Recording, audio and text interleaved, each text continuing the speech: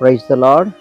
ప్రభువైన యేసుక్రీస్తు నామములో వీక్షిస్తున్న ప్రియ స్నేహితులందరికీ శుభాభివందనాలు.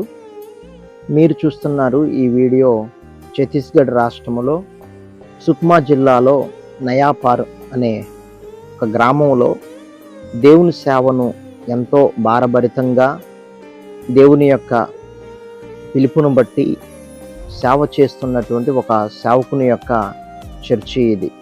ఆ సేవకుడు దేవుని యొక్క వరముతో అనగా స్వస్థ వరముతో ఎంతోమంది రోగులను, ఎంతోమంది వ్యాధులతో బాధలతో వస్తున్నటువంటి వారి కొరకు ప్రార్థిస్తూ వారిలో దేవుడు చేసిన కార్యాన్ని చూసి ఆనందిస్తూ పరిచర్య జరిగిస్తున్నాడు. దూర ప్రాంతాల నుండి అనగా వేరు రాష్ట్రాల నుండి కూడా అనారోగ్యంతో, వ్యాధులతో, బాధలతో బాధపడుతున్న వారు ఆ యొక్క సంఘానికి వచ్చి కొన్ని రోజులు, కొన్ని వారాలు ఉంటూ ప్రభు సన్నిధిలో ప్రార్థించిన పిమ్మట దేవుడు చేసిన కార్యాన్ని బట్టి వారు తిరిగి వెళ్ళినటువంటి రోగులు, వ్యక్తులు అనేకులుగా ఉన్నారు.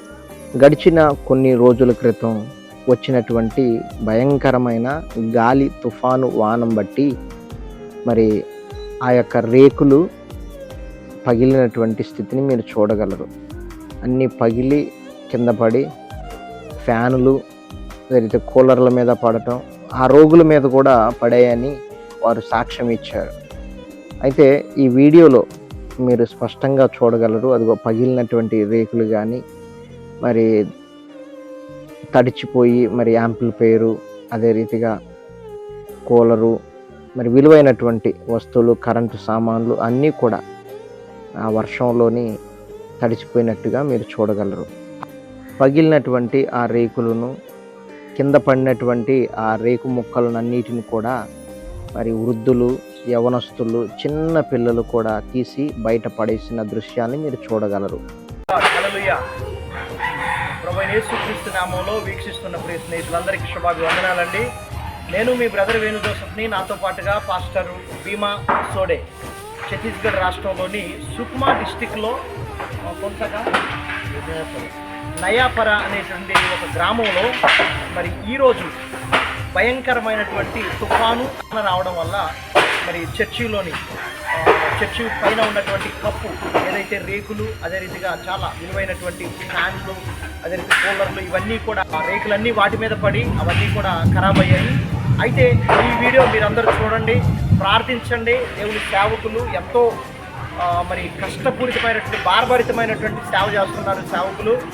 రోగులు ఎంతోమంది ఇక్కడికి వచ్చి స్వస్థత పొందుకుంటున్నారు. దేవుడిచ్చినటువంటి ఆ మంచి తలాంతు, స్వస్థత వరంతో ఇక్కడ నడిపిస్తున్నారనమాట. మీరు చూడొచ్చు. ఈ వీడియోలోని ఏదైతే రోగులు ఉన్నారో ఎంతో దూర ప్రాంతాల నుండి వచ్చి ఇక్కడ ఉండి వారికి సారే అన్నం పెడుతున్నారు, అదే రీతి ఉండటానికి షెల్టర్ ఇస్తున్నారు, అన్నీ చూసుకుంటున్నారు. అయితే అనుకోకుండా వాతావరణ పరిస్థితులను బట్టి ఈ రీతిగా ఇక్కడ చాలా నష్టం జరిగిందండి. వీరికి సపోర్ట్ చేయవలసిందిగా ప్రభు పేట మిమ్మల్ని అందరూ కోరుకుంటున్నాను. మరి ముఖ్యంగా ప్రార్థనలు చేయండి. ప్రభు ఈ పరిచర్యను ఇంకా ముందుకు తీసుకువెళ్ళాలి. ప్రభు కృపలో అనేకులు స్వస్థపడి ప్రభు రాజ్యంలో అందరు చేర్చబడినట్లుగా మీరు అందరూ ప్రార్థిస్తారని ప్రభు పేట కోరుకుంటున్నాను. అందరికీ వందనాలు. చూడొచ్చు మీరు ఆ చిన్న పిల్లలు కూడా వారు ఇది దేవుని యొక్క ఆలయం అని తెలుసుకొని వారు కూడా చిన్న పని చేస్తున్నారు.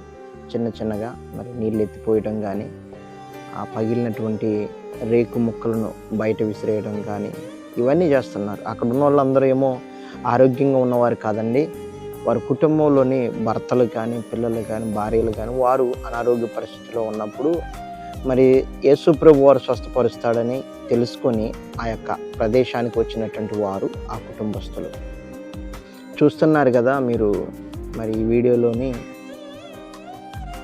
అనారోగ్యంతో, బలహీనంగా, కొన్ని దీర్ఘకాలిక వ్యాధులతో వచ్చినటువంటి పర్సన్స్ని, వ్యక్తుల్ని మీరు చూస్తున్నారు కదా అక్కడక్కడ కూర్చొని. వారు చెప్తున్న మాటలు, వారు చెప్తున్నటువంటి వారి బాధలు వింటుంటే ఎంతో బాధాకరమైనటువంటి పరిస్థితులు గుండా వారు వెళ్తున్నారని అర్థమైంది. ఆర్థికంగా, ఆరోగ్యపరంగా ఎంతో నష్టంతో వారు ఆ స్థలానికి వచ్చారు. వారు నమ్మినటువంటి ఆ విశ్వాసం, వారు నమ్మినటువంటి ఆ దేవుడు వారిని కనికరిస్తాడని ఒక చిన్న ఆశతో వచ్చిన వారి జీవితాల్లో, ఎంతోమంది జీవితాల్లో దేవుడు మేలు చేశాడు. ఇదిగో ఈ సహోదరుని మీరు చూడొచ్చు. ఇతను వచ్చినప్పుడంట ఇతను మాట్లాడడానికి కూడా శక్తి సరిపోనటువంటి స్థితిలో ఉన్నాడని ఇతను వివరించాడు. మరి దేవుడు నా పట్ల, ఇదిగో నేను ఎలా మాట్లాడుతున్నానంటే దేవుడు నా పట్ల ఆయన కనికరాన్ని చూపించాడు. నేను ఇదిగో నడవలేనటువంటి స్థితి నాది ఇప్పుడు. ఇంతకుముందు నడిచాను, అంతా బాగున్నాను, కానీ లోకంలోని ఎంతగానో పడిపోయి లోకాశల్లో, లోకంలో ఉన్నటువంటి మద్యానికి వాటికి బానిసైనటువంటి నా స్థితిని దేవుడు ఈరోజు మాట్లాడలేని స్థితిని మార్చి మాట్లాడడానికి శక్తినిచ్చాడని అతను సాక్ష్యాన్ని వివరిస్తున్నాడు. మరి ఆ రోజు జరిగిన సన్నివేశాన్ని కూడా అతను చెప్తున్నాడు. ఏమనంటే, ఇదిగో నేను అక్కడే కూర్చున్నానయ్యా, మరి కూర్చున్నప్పుడు భయంకరంగా గాలి వచ్చేసి ఇదిగో నేను నడవలేనటువంటి నా మీద కూడా కొన్ని నా చేతి మీద కూడా పడ్డాయని ఆయన వివరిస్తున్నాడు, బాధపడుతున్నాడు.